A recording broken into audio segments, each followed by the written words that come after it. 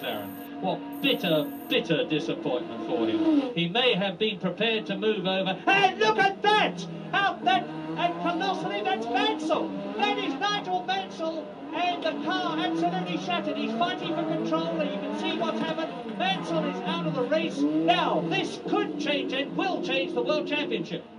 Since the Australian Grand Prix has moved to Albert Park from Adelaide since the 1996 season, it has become less associated with deciding championships, like it did for the 1986 season and the 1994 season after that. Accompanying this move to Albert Park was the status of season opener, where the Grand Prix has remained, barring the 2006 and 2010 seasons. This seemed like a great time to take a look at one of my favorite moments in F1 history and one of the most memorable in the history of the Australian Grand Prix. While racing and life in general around the world grinds to a halt, I'll make sure to double my efforts to bring you even more F1 magic, so subscribe if I earned it after the video so you don't miss out. Let's go back in time to Adelaide, 1986. Headed into what was then the final round of the F1 season, the 1986 Drivers' Championship was really between three men. You had Nigel Mansell on 70 points, Alain Prost on 64 points, and Nelson Piquet on 63 points. At this time in Formula 1, only the top 6 were awarded points, with only the best 11 finishes making up your final tally. In the very least, Mansell just needed to land on the podium to secure the title. Mansell had done exactly what he needed to do and put himself in pole position. But as he soon found out, this was going to be a difficult race, as he was muscled off of his P1 position and eventually found himself behind the likes of Prost, Piquet, and Keke Rosberg. Up until this point, things were going perfect for Alain Prost. Despite not having pole, he still put himself in a favorable position should he needed to capitalize on any mistakes late in the race. And on top of that, Rosberg had already committed to helping Prost however he needed. If he was in front, he would help him to victory, he would move aside. But despite things beginning to go his way in the race and looking like he had done what he needed to do at least on his side, Alain Prost made an unplanned pit stop on lap 32 thanks to a front right puncture. Passed by Nigel Mansell, and Prost is into the pits.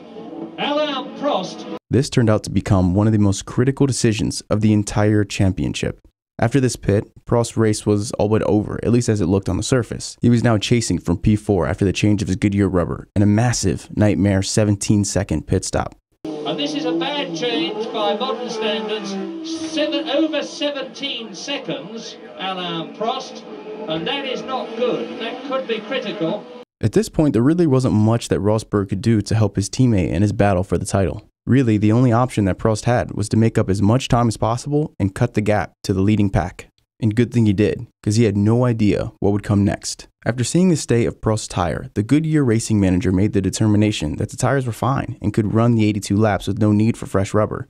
This miscalculation would be the ultimate demise for Mansell in his pursuit for his first title.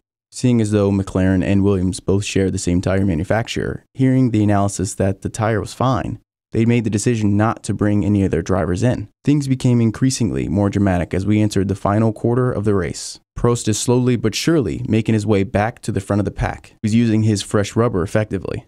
And on lap 63, we have a loud bang. The camera slowly pans over to the race leader Rosberg pulling off to the side of the track. Rosberg out! Keke Rosberg is out of the Australian Grand Prix. If this isn't a sensation, I would like to know what is. At first, he thought it was the engine blowing up, the transmission failing. It could have been a lot of things. What he didn't realize was that his tire was absolutely shredded.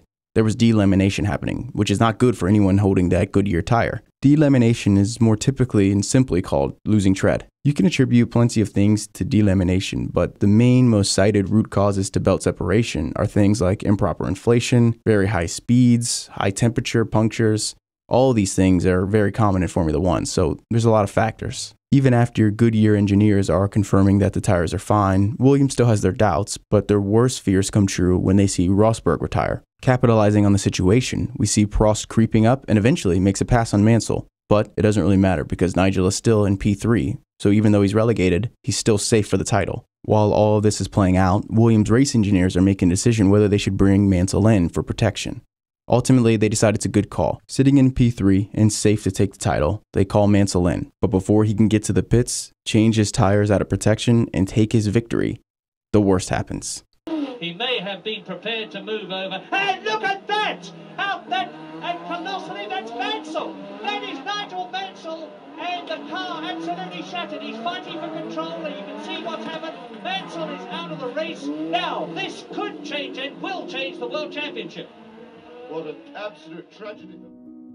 Somehow, Mansell was able to wrangle the car to a safe position on the track without touching a wall, a competitor, and just like that, when he was in a perfect spot, when he was in a comfortable position, his title chances are gone. So now the championship comes down to two drivers, Nelson Piquet and Alain Prost. And just when we think that the drama had reached its ultimate peak, it's not over just yet. Following the retirements in close succession of Rosberg and Mansell, Prost still had a lot of work to do from his lap 34 pit, and he still trailed the only person that could beat him in the championship that year, Nelson Piquet. So now we're in the final 15 laps and decisions need to be made. Williams have to decide, is this an actual underlying problem despite what the Goodyear technicians say? Should they bring Nelson Piquet in to get new tires? If they don't, they run the risk of him also losing the championship. Two drivers in one race lose the championship all because of a tire. If they do bring him in, he's obviously going to fall out of P1 and have to make up and chase Prost. The McLaren driver at the same time was in a pickle of his own, as his fuel readouts are actually reading negative. Ultimately, Williams decided to play it safe. They bring Nelson Piquet in to get fresh tires. They'd rather let him chase and drive for the title than have to let circumstances hand it to Prost.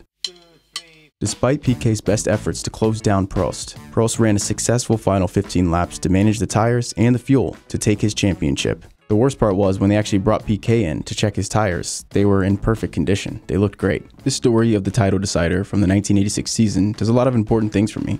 Hopefully for you, it can serve as your little taste of the Australian Grand Prix. Just because we're not having one doesn't mean that you don't deserve some of the action from down under. And if you're new or haven't subscribed, make sure to do so if I earned it. It really does help YouTube stop suppressing independent channels like mine. And in return, if that helps, I'll pop up on screen right now the rough content plan of things to come. Obviously, things are subject to change.